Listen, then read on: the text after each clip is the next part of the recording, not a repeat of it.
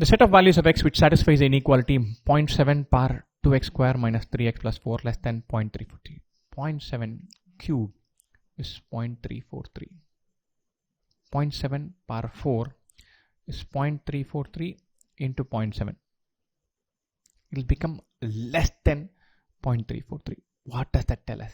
If this expression 2x square minus 3x plus 4 is equal to 3, this is equal to, it has to be lesser than, then that means it should be greater than 3. Why greater than 3?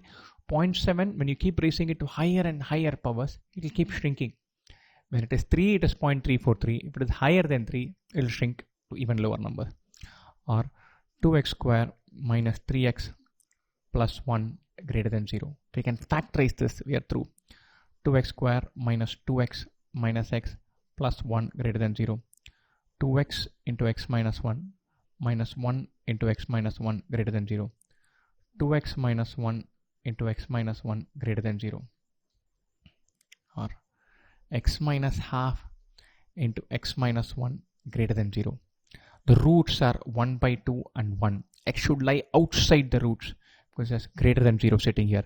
X should be greater than 1 or x should be less than half. We're looking for minus infinity to half union 1 to infinity. There it is, done.